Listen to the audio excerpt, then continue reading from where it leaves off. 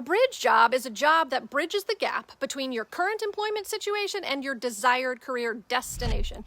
It's usually temporary and a means to an end to get you somewhere else. But as the labor market has changed over the past 20 years, some are finding bridge jobs are turning out to be necessary and even a decent option for work, even providing a better work-life balance. But the point is it right for you? My name is Maryann Lombardi, and I am a career coach and the founder of Find Your Fit. And in today's video, we're going to talk about whether you should consider a bridge job, the pros and cons, and how to leverage that job into the job of your dreams. So let's get started. So bridge jobs.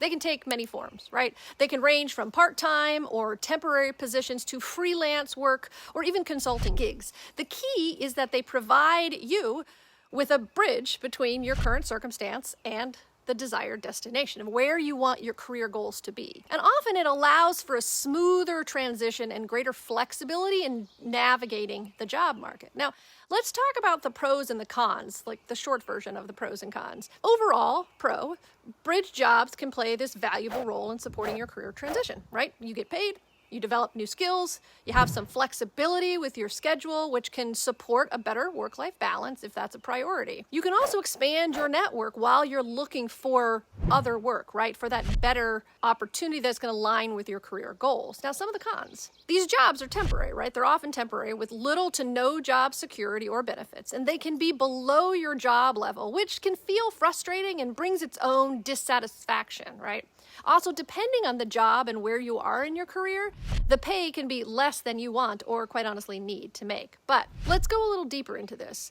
So bridge jobs have always been an option, right? A lot of times more for older adults who are either staying in or re-entering the workforce.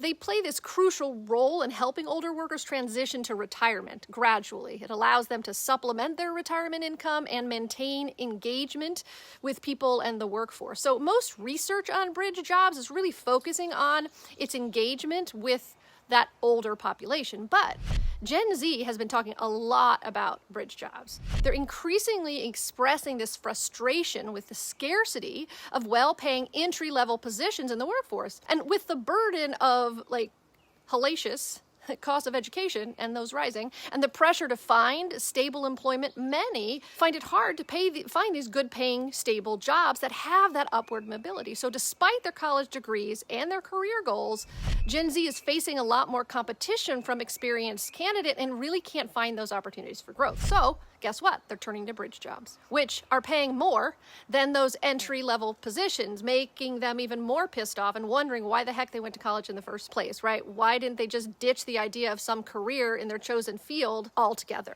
So this frustration is compounded by the mismatch between their expectations and the reality of what entry-level positions may offer, which is often low wages, limited benefits, and not a lot of professional growth. So how do you leverage this, right? How do you leverage your bridge job? Now, no matter the general pros and cons and what stage you are in your career, whether you need or want a bridge job is really a personal decision. The key is to have a clear understanding of your circumstances, your needs, and your career desires, and then make your decision about it from there. So we can talk about a couple of scenarios of how this might work. So for example, if you are a seasoned professional who's been laid off and financially you cannot afford to take a break from work to find your next gig, then a bridge job is a great way to bring in some money while you search for that new opportunity. And there are a couple of actions that you can start with that you can take to help you with that. For example, you can offer your services on a consulting basis. Whatever you did in your previous job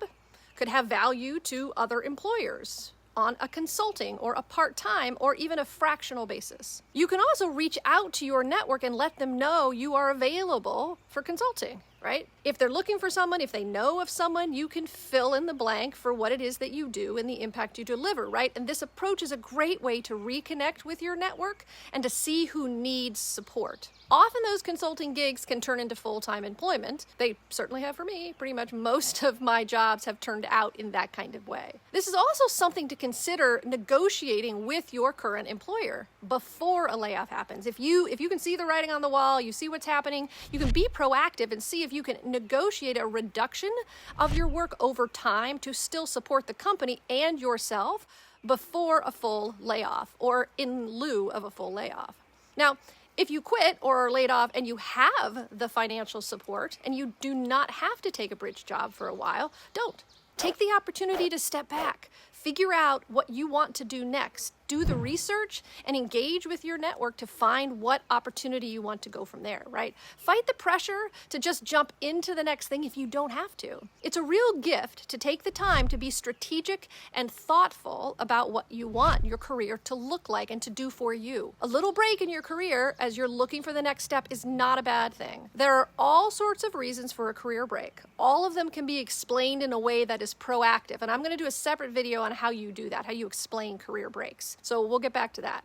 Now, if you find that a bridge job, part-time or fractional work are more attractive to you than full-time work, there's no reason you can't make a career out of those jobs, especially if you have the support of a partner whose employment provides benefits for the family. Now, not everybody does, but if you do, take advantage of that. Not everybody wants the kind of career that is focused on striving and promotion.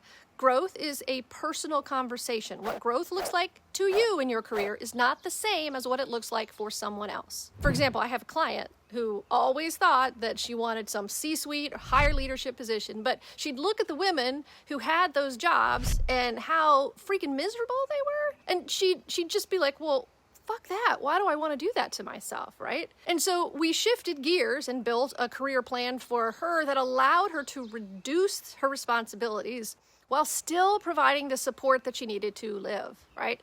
It can look like you want it to look. What you want and how that aligns with you, what you want your life to look like, is all that really matters. So let's recap. Bridge jobs can provide you at that bridge between current circumstance and desired career destination. They've got the pros and cons, but what matters most is what you want out of your career and how it supports your life and how you can possibly leverage that bridge job to do that. So thank you for watching. Subscribe to the channel to learn more, and let's see how we can help you find that dream job. And I'll see you in the next video.